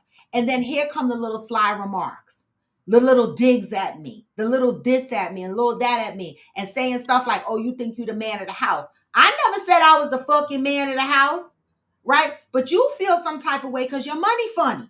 And I'm sitting here trying to hold the house down. So your ego is bruised. But instead of doing something about it, I come home and you're throwing darts at me Yep. because I chose a career that you didn't choose. Yep. You know what I mean? And So that was my experience, Johnny. So you have a great experience. Somebody else might have mhm. a good experience, but in my experience, finances was an issue Yep. with my ex because he No, didn't like the fact that I made more money than him. Now the ex before me, circle fuck ex ho, he did exactly what you said, Johnny. When I met him, he was working in corporate America, but he was just getting in. All right, so his money was lower than mine. Baby, this day his money is higher than mine. We rocked out together. We built the house together. Even though in his money, he kept working hard until he was able to establish himself, which he ultimately did. So it all depends on what you experience. He was a fucking circle fuck at toe. That's the reason why we broke up. But from a growth perspective and being on the same page, we weren't financially, but then we were because yeah, he grew. and trust me, I understand that, and there are too many men who connect their manhood to what's in their pocket, and I totally understand that. Some people can't handle it. Um, just to be like transparent, um, I've been out of work since April, and I lost my job in April. I'm just getting back on my feet as far as employment. Just got a job this week. Uh, Congrats. Thank you, thank you. But the thing was, like for me, sure, I was hurt and applying to all these positions and trying to get them and not getting them and doing all of these things was like a blow to my to my self esteem, to my ego, to my pride. And but one of the things that I did was I was like, this house is not going to ever be dirty. My wife ain't going to have to come in here after work and and cook dinner. You, Exactly. you know the if the bathroom or whatever needs to be cleaned, or if I need to go to the grocery store, if I need to run errands, if that's who I got to be in Exactly. this time frame, then that's who I'm going to be. Say Also, it loud. Say it loud for the deaf motherfuckers in the back. Yeah, that's the beautiful part of it, That's what the you're saying, part. Johnny, because a lot of our men have gone through what you're going through, but instead of taking that attitude, they want to wallow, they want to start drinking more, they want to be toxic, They and want to be complaining. no, they need to do what you Scrub like, the fucking toilet. And I saw the sentence comment about what women. I touched on it just a little bit. That wasn't really the point of it, but I mean that's why I said this conversation has so many levels It and does. layers It to does. it. It But does. when I was saying why we struggle, like just give, I can't really speak for like my grandmothers in them generation or whatever what they went, but I know in my generation that was like a symptom of, I think, why we go through things differently. I always had chores, always had standards. They watched me like a daggone hawk. I couldn't even cross the street by myself till I was over 12 years old. I mean, I had so many boundaries that I'm finding a lot of other people didn't have. Mm.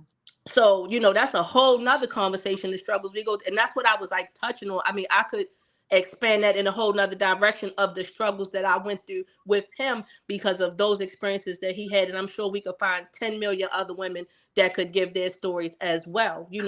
Yes, we have struggled tremendously behind those things, and I think it all rolls up. But if we want to just look at it in the context of today, it's the same thing. Like if I got a black eye, and then somebody said, "Oh, you got a black eye," and we just want to focus on the black eye. What caused the black eye? It's relevant. It's like we want to wipe away everything that happened, but our forefathers and the things they went through are part of why we go through what we go through now. And I think this conversation is so interesting because if you talk to somebody like a Johnny, where he's from the Bowie area or the DC area, versus me, somebody in Baltimore, versus whoever else you want to pick, we're all from different areas. So it's showing different aspects of the black experience. And I mean, I'm sure everybody is from somewhere different. Yeah. Me and Johnny are in the same kind of like metropolitan area, but typically where he's from, you have more blacks that were able to gain a little bit more wealth than we were. Okay. And I yeah, don't know if that's due to the government jobs, but their reality is a little bit different than ours. So I guess I'm the one on here that's representing for the people in the gutter, which is Baltimore. Us. We both are. Because Yeah, like I think a lot of us have gotten so far removed that we're in these affluent. We found out affluent man, but it's a lot of us that's still in the trenches. That our guys don't know nothing about a corporate job or anything. Like I'm sure they would love to have it, but that's just not a part of anything they ever thought of. yeah. ask So a question real quick. My question is to those who have children, right? Do you take the time to teach your children your history, your family history? Like, do your children know about your great grandparents, where they came from? Do we know these stories? Do we share these stories within our families? So let me say that first of all, do you know who your great Well, grandparents that's what I'm That's a good saying. you So question. know I'm glad Right. to teach um me. and then like so for me, the best example that I've ever had in my life was my grandfather. My grandfather was self-made. He was a chauffeur, and he pretty much owned his own business. He had nice cars. My best friend who lived across the street from me, his father owned a cleaners, and so we grew up seeing people who had businesses. My uncles, Right, but do we talk about our? I'm more so talking about. Do we talk about our history? Like in the beginning, Brandilla got into where we came from, our trials and our tribulations. right. Do we sit down and talk to our children about our history? And I understand, Johnny, what you're saying when you say, "Do you even know your great grandfather?" In my big old age, are we going back to our parents if they're living and asking the questions? Right, so that we can give this education to our children, and maybe this can help alleviate or help them understand some of the trauma, some of the reasons why we say keep your head down, don't do this, don't do that, outside of the thing, outside of what they currently see, right? Well, I Do we think that do that? I didn't do that.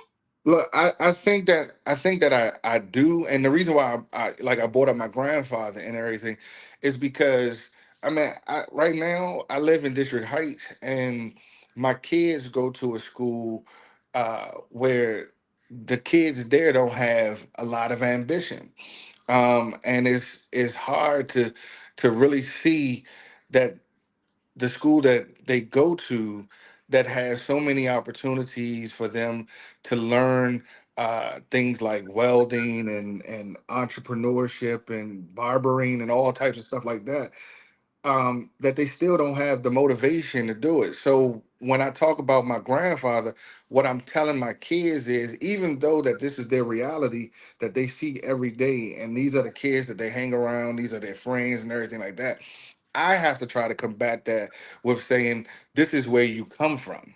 And sometimes it's like talking to a brick wall, because the reality is what they see, and me trying to tell them who they are or what they come from, they it's hard for them to make the correlation of But I this think is if we tell it to them, I agree with you, Johnny. It's hard for them to make the correlation, but I feel like if we tell it to them as they get older, they might go back to that. It might not penetrate in them right now, but when oh they yeah, get older, they'll be like, you know what? This is what I was taught, and I didn't give a shit about it then, but it makes sense now, and it gives them the ability to pass that down. And absolutely. when I started to think about this is because I watched that series, and I beg y'all to go watch it. It's called Beyond Black Beauty, and it's on Prime.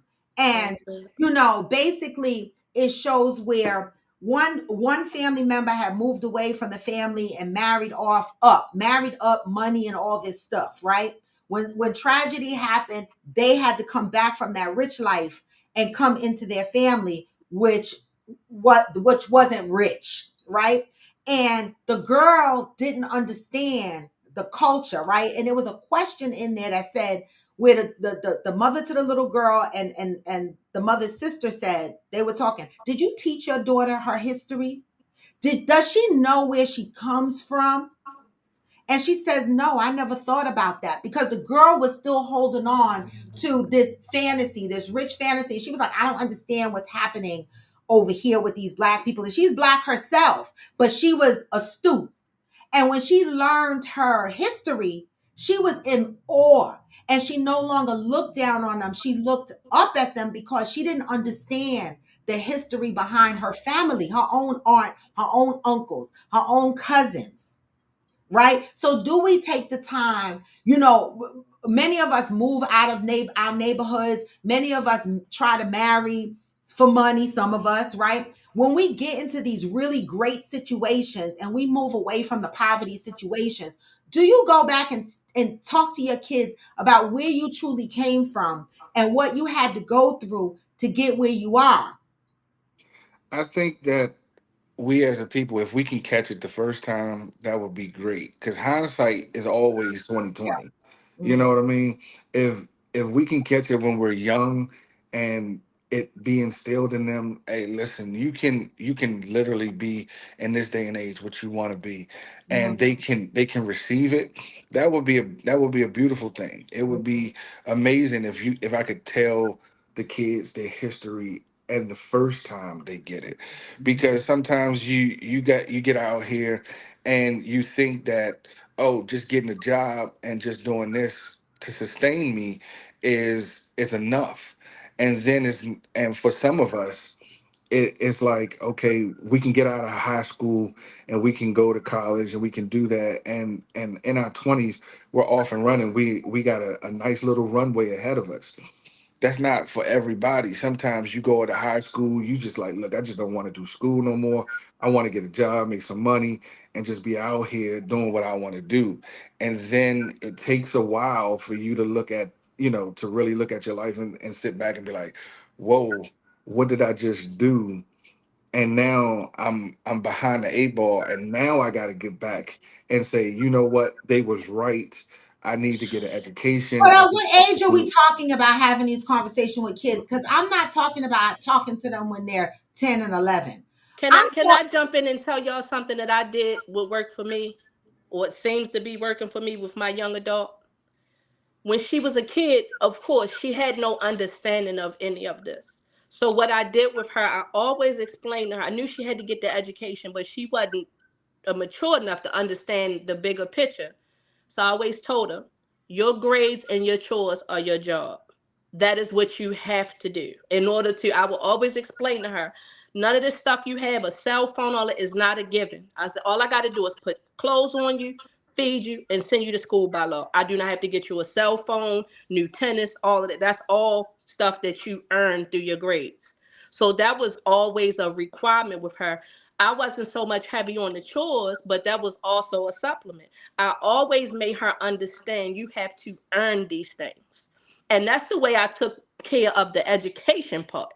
You're going to get it because you want to have your phone. You want to have your Xbox or whatever, all the gadgets that she had. You have to earn these. Nothing is a given except for some food in your stomach, a roof over your head, and you're going to go to school. And right. that took care of the education part. She used to be mad at me. When she went to middle school, they had like these magnet programs and she wanted to take mass communication or something. And I put her in the STEM or whatever thing. Mom, I don't want to do that. Da, da, da. It paid off. When she went to high school, and I know what the world is and what everything entails. Yeah, but Everything at what in age their do we, reality is STEM. Hmm? but what age do we start this? Like, I'm not, you know how we put our kids to bed and we read them a bedtime story, right? At 2, 3 years old or whatever the case may be. I feel like, right? When I watch some movies and I see in some movies where somebody is rocking their baby and they're just telling a story. And as their children gets older, they're telling them a story. I feel like if we started talking about our history when they were very young, right? The same way we read the Mickey Mouse and Scooby Doo and Grinch and all that other stuff, we take the time to talk about our history. If they're in the kitchen cooking with us, we talk about our history. These are all the things that I wish that I could rewind the times and go back on, right? Because by the time they're 9 and 10, you're right. They're like, you don't know. I got to deal with this outside versus this. But if we are teaching them the same way we are grooming them for school and teaching them the ABCs and shit like that, the same way they catch on to all of that, it would be so embedded in them. As they got older, they would hold on to these stories that you told them, right?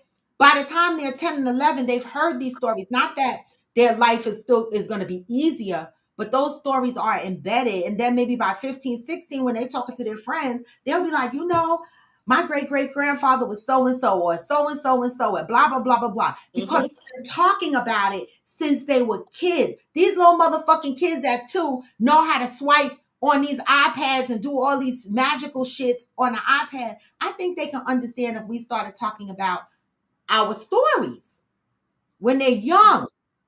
And see, we were blessed in our family. Like I say, my grandfather, that man was above and beyond. He did so much for us indirectly that we could never repay him for everything that he gave us.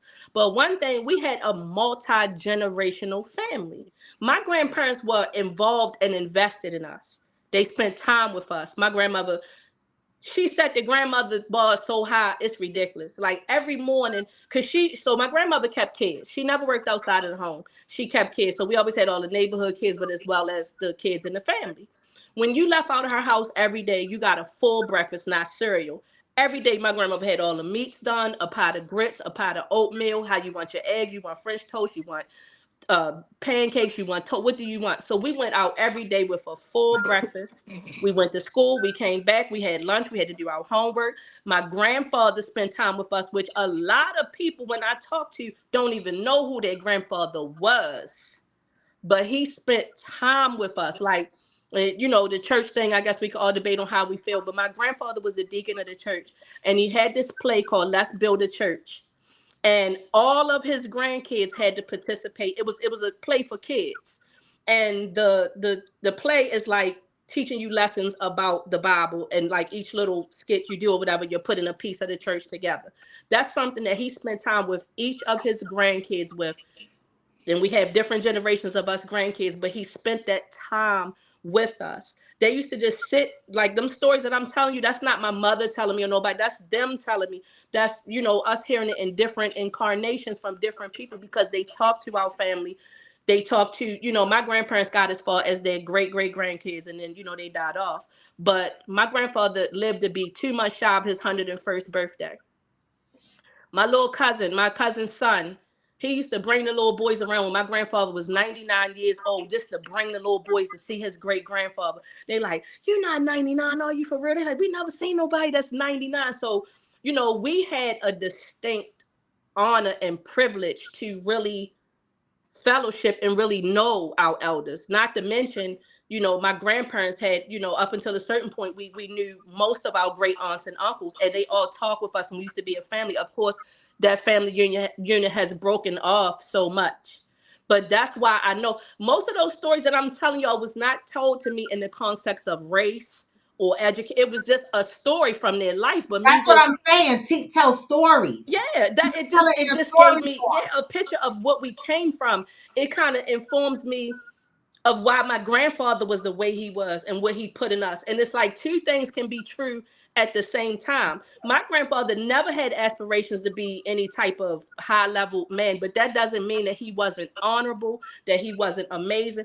All the stories I ever hear about my grandfather, that was that he worked at least 2 jobs. If he could get in 3, he would work 3. So that allowed my grandmother to be home with her children. I never hear my mother and them talk about missing a meal, not having clothes. And he was there and he was involved. He taught them values. It's like the stories that I heard. You know, now my grandfather is working all these jobs. He would tell his sons, when I get home, had that grass cut. And this is always like a funny story in our family. He came home, they said he would get home late at night, you know, because he's working 2 jobs. He got home at like 1:30 at night and the grass wasn't cut. They say my grandfather strung up lights in the backyard and made my uncles get up and cut the grass. He said, you will do what I told you to do. There's no way I'm going to go out here and do all this work and y'all going to lay around and not do your part. But see, So that's the foundation being built the there. foundation, right? So yeah, they went through segregation and all that. My grandfather was born in 1913. And he used to tell me them stories about being back in the South and the things that they went through and all that. Yes, it shapes who we are now, but at the same time, I could flip that story and tell you about a man that was honorable, that was not really very much. He went to the 6th grade, but he wrote letters. He wrote to all his family all around the country all the time. When he died, I couldn't have been more proud of this man. We just kept finding out more stuff to him. I mean, he was in the National Deacons Convention, the NAACP, the Layman's League, the Masons, the Shriners. You just go on and on. He was in the Black Circus League. I mean, he did so much stuff. Right. And this And was a man with a 6th grade education. these are stories that you can share. Like I remember when I fell on really hard times as a single parent. By 19, I was probably a -0 in size because I wasn't eating. I was just feeding my son. And I moved to Mount Vernon, to my grandmother's house, who played a big role in my life, my father's mother. And I remember the question she asked me. She said, so what are you going to do next? You're going to get a job or you're going to go to school? I was 19. I said, well, I got to get a job because she said, wrong answer. You will go to school. Because getting a job means you're going to have to get another job, another job, another job, another job, Yep. right? You're going to go to school. And at first I was like, dang. And they made sure that my son was taken care of while I did the school. They paid the daycare. They did all of that. And that's because she comes from a foundation of my grandfather, who's always worked. I don't know what level of education he had, but he always worked. And my grandmother worked too. She worked in social services. She was of color of passing. So she always had decent jobs. Okay. And she had 5 children. And she said, with the 5 children, I came home. I still made sure my house was clean. I still made sure food was on the table. I still did what I had to do in this house. No complaints, right? But my grandfather, he worked long years after my grandmother. When my grandmother retired, he kept working to make sure that the house maintained, that they still had everything they needed. Okay. And when my grandfather retired, he unretired himself and went back to work for a period of time. Mhm. And so for me, that was the foundation for me, because when I chose to go to school and I saw the dynamics that was around me, I said, oh my God, I gotta want more. I gotta do more. Right. And so I chose school, and ultimately it was the right choice because I was able to navigate through my career in corporate America. And I look at that and I say, when she sits down and she talks about her stories from when she's from Bermuda and how her father came from, you know, oh God, I can't even, Portugal. Well, her father came from Portugal and how they ended up in Bermuda. See, we know these stories. Like every year, somebody gets up in the family and reads how my grandmother came from Bermuda to this country. They make sure that they tell us these stories. Now, on my mother's side, I get story here, story there. I never met my great great grandmother because she was in a psychiatric hospital. And I said, well, that's something we need to know. Does crazy run in our family? Right? Because people call me crazy, but am I really crazy? Maybe I don't know. But these are things we need to know. Like, I never met my great great grandmother. Every time I went to my great great grandfather's house, I just see pictures. But nobody really talked about her. She was like a mystery. And why? Right? Why? It wasn't until I got older that my mother said, oh, because she was in a psychiatric hospital. But for what? How did she get there? What ended up there? Where did she come from? She was Indian. From which tribe? Like, nobody shares the information. Well, I'm not going to say nobody, but I didn't get the information from my mother's side. It's like a lot of guessing. And see, that's another a layer to the conversation. Some of the reason why we probably not having these conversations is because there are secret stories that nobody wants to talk about. Nobody wants to talk about those stories of incest or molestation or the Great. crazy or the rape or the folk in our family. We love to praise those people who were great people in our family, and it's fine to know those stories, but though there's also there's also sometimes there's family that just has dark secrets, and nobody wants to unload those or unpack those. They feel like keeping those things quiet don't trickle down to the next generation, that those things don't happen. But then all of a sudden, if you start seeing those attributes or personalities coming out in the other kids, then it's all of a sudden, well, on your mother's side, Auntie so and so It's crazy.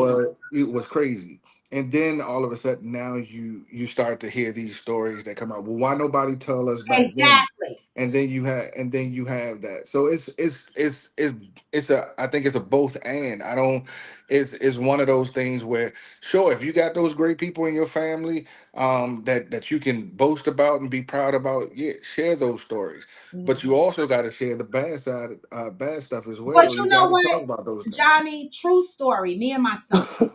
Right? My son had an experience with his father where I sent my son down south and his father bought him a pair of Jordans, and then he climbed through the window at some point and stole them back. And when my son woke up in the morning and he didn't see his sneakers, he was devastated and didn't talk for days. I had to drive down south with my ex-husband.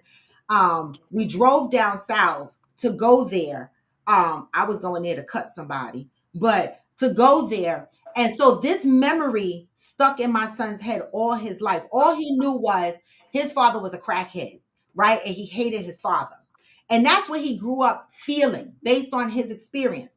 And one day at his adult age, when he said something, because I showed him a picture of him and his dad, right? And he was like, stop showing me pictures of this man. And I said to him, I said, you know what? I said, let me just give you a little bit of background about your father. And I did. I told him his father had sickle cell anemia. He was in the hospital very often. They gave him morphine drips. And back then, they didn't handle sickle cell like how they handle it now. They were giving him morphine drips. And when he got better, he needed to stay in the hospital another week to detox off the morphine. A lot of times his father would sign himself out of the hospital. So when he signed himself out and his body was still craving the morphine, that's what led him into the street drugs. right? To feed that urge he was having because he kept signing out the fucking hospital before the detox.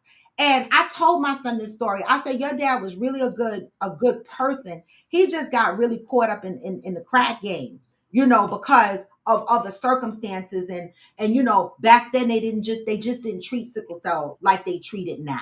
Okay. And so a lot of people were leaving the hospital addicted to morphine. Okay.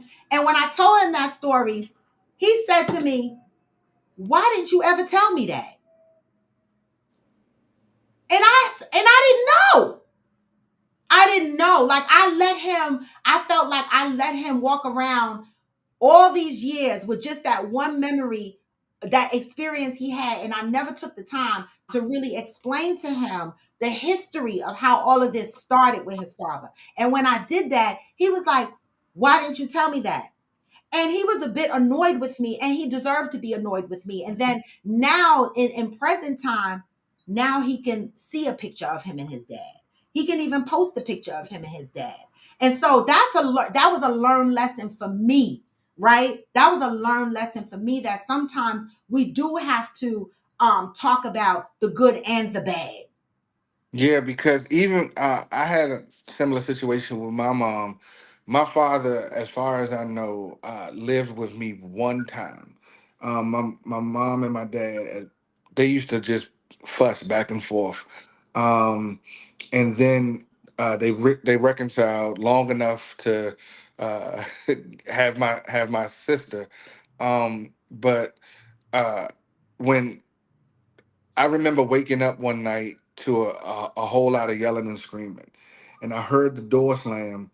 And right when I heard the door slam, I knew right then and there, like, my father ain't coming back. And I knew it. I started crying immediately and things like that. And I was mad at my mom for like a long time afterward. But what I didn't know was that my father was getting on drugs, and my father, and she kicked him out because she was like, she's not going to have that around her son. And I didn't know that until after he got sick and right before he passed away. And See? and so it was just like, well, again, like you said, like your son said, like, why didn't I know these things? Why didn't I know? And y'all see how I'm saying how those drugs and different things played a part, now, especially our generation. I mean, we basically kind of all in that same generation. We're Generation X. It plays a part. We can ignore it if we want to, but those experiences of our parents and before, it shaped us. And a lot of our parents got their drug habits from Vietnam.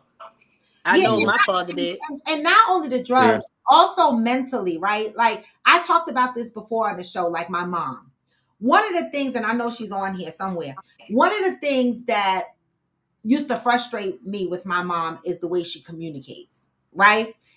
She doesn't use her like she says stuff, but she doesn't have good communication. Like, and so it used to irritate me. And then one day we were talking, because every now and again I'll ask my mom about her mother, about when she was young or whatever, so I can get a better understanding of where she comes from. And when she told me, she says, I grew up in a house where people didn't talk to me. I sat in my room all day and nobody talked to me, not even my older sister. Okay. When they sat at the dinner table, her and her sister, and her mother ate in her bedroom, and her and her sister ate at the dinner table quiet. Okay. And so when she was telling me these stories, I was like, damn. Like, so you grew up in a household where your mother and your sister never communicated. And the mother didn't speak to the other one either. Right. And so it made me understand why my mother has communication issues, because it was so deeply embedded in her. And then when she did communicate something, right, she got sent to a group home, right? And so I can see where communication from my mother um is deeply rooted in trauma. But you can't teach what you don't know. Like Right. if you are limited on certain things, and like I've seen several comments come up on here that we need to stop this, or we should just know there's no reason why we can't do this in 2024. If somebody came to any one of us right now and said, give me the formula for rocket fuel. We don't know it. We can't teach that to something that we've never seen or we don't know. The experiences are not common to everyone. And that's just my whole point. I don't try to say it as an excuse, but I think that I have some level of understanding why. I don't disagree with anybody that's saying we need to do better. Yes, we do. But like the reality, I think, of what we're dealing with is some of the things that were put into us from our parents or were not put into us because they didn't know. And I think I saw Hillbilly make the comment, I've taught my daughter all I know. That's typically what most parents do. We, Yeah, unless you have a ringer that's just a bad parent, we give them the best that we have. Is it yeah, always sufficient? Is it always enough? Maybe not. And yeah, I think this conversation has showed we all come from different walks of life, different experiences. So most people are trying to do the best that they can with what they have, but everybody doesn't have the same backgrounds, the same education, the same experiences, the same drive. It's different. So I just say that's what it is. And what do we do about it? That's another conversation. But I think that what Robin said about her mother, I think my mother had certain limitations and certain ways that she dealt with me based upon the experiences and the trauma that she had. It didn't serve me well, but I know she meant the best that she possibly had. yeah, Somebody else's mother might have had more. Somebody else's mother might have had a better experience and it served them better as a person. But I got the mother that I got. yeah. I wholeheartedly feel that because um in my household, the way we talked like lawyers. You know what I'm saying? We Hmm. all we did was debate. We would argue each other down on topics, and that was our communication style in the house. Like it could be anything, a spoon in the sink, and it would be a argument, and we would argue each other down on who's right and who's wrong. A Hmm. lot of times I took that outside of the house, and I took that in relationships. Like, my job is to argue you down, and to the point where you were beat down as a person, where it didn't even matter if I won or not. I was just going to continue to argue you down until until you were just tired. You were too tired to fight anymore. And that was our communication style in the house. And then outside of the house, there was no communication style. If we were arguing, then it was always going to lead to hands. It was like no conversation need to be had. We just going to end up fight. We're going to throw hands if that's the case. So all of that needed to be broken for me. uh like, I can't go through life, everything is an argument, everything is a debate, everything is fussing. And I had to unlearn a lot of those things. When it was time for me to graduate high school and go to college, only one person I knew in my family graduated college. And that they lived out of state. So when I had issues about what I'm going to do next with my life, everybody was like, get a job, do what everybody else do, get a job. And so when I did go to college and I did run into some adversity at college, I didn't have anybody to Yep. communicate with at home to say, how do I navigate this situation? Yep. And I didn't have the opportunity to, uh, to to have those conversations to get through any of the things that I needed to go through. Nobody told me about talking to administration or any of these things, learning how to do housing. I learned all of that on my own. Hmm. And so there are some things that we have to either unlearn as a people or as a group. And then there's certain things that we got to learn on our own, or we got to seek out the help to do it, because we might not have that experience in our own household. So it's Or like, anywhere within our background. anywhere. So it's like, when it's like, we got to do better as a people because we have resources now. If it's, yes, absolutely we do. It's just that when we don't have them immediately in our immediate area, and we don't have the ability or the know-how to go seeking help, because we're so we're brought up to be self-sufficient, and you got to handle your own business. You got to take care of you. uh, it's hard to say I need some help. I need to figure this out. And it's only when you sometimes, unfortunately, when you get into a situation where it's either rock bottom or you exhausted all of your other possibilities, that now you got to say, you really got to jump out there and say, I need help. And all of your pride and things are stripped away because you can't keep going the way you're going.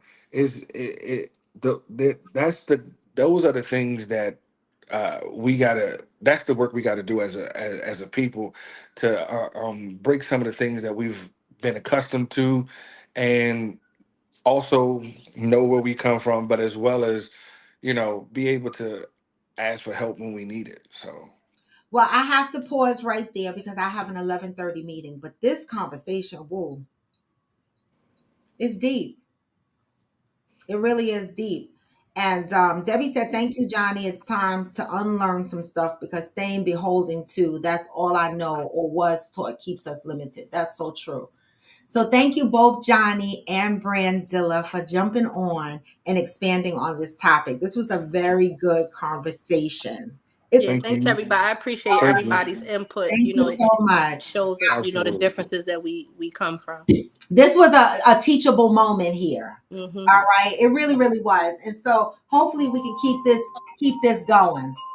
And Rod, I just wanted to say I was happy to jump on because I haven't jumped on in a while to see you, talk to you personally, and Brandy at the same time. So it was good talking to y'all.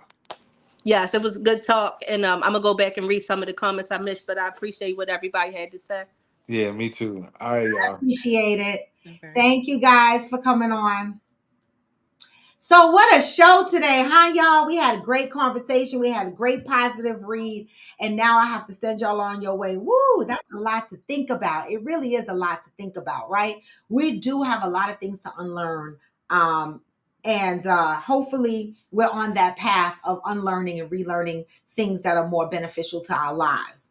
Also, we talked about the definition of marrying up versus down, right? It's really more than monetary, right? So we have to determine what that means individually for us.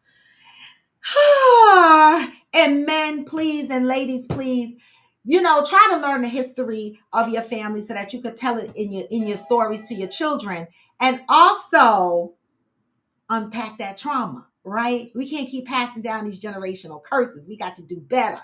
So I thank everybody who joined today. I'm going to send y'all out on some positive vibes. I know I didn't play the song when you came in, but I'm going to play the song as you're going out, because no matter how, even when you feel low, even when you feel low, you can still go. And you can. Even when you feel slow, you can still go. Yeah. Even when there's no hope, you can still go. I never answer to no, man, I still go. Go, go, go, go, go, go, go, go, go, go, go, go, yeah, go, go, go. Hustle hard, hustle every single day. I'll be making moves till I'm buried in my grave. Hey! To the system, I don't wanna be a slave. I've been doing shit my way, through the highway. And in the driveway is a nice range. Cause I've gone through the climb, I ain't like Hey! you really hear me, bitch, nah, I don't complain. Just gotta flip the switch and you can go and obtain Anything you want, anything you need. Your mind's got the key ingredient. Hey! They receive with the negativity. But I just slide right by that energy. Hey! Even when you feel low, you can still and go. you can. Even when you feel slow, you can still go. Hey! Even when there's no hope, you can still go. I never answer to no, man, I still go. Go, go, go. Peace, y'all. Go, Enjoy the rest of your day. go.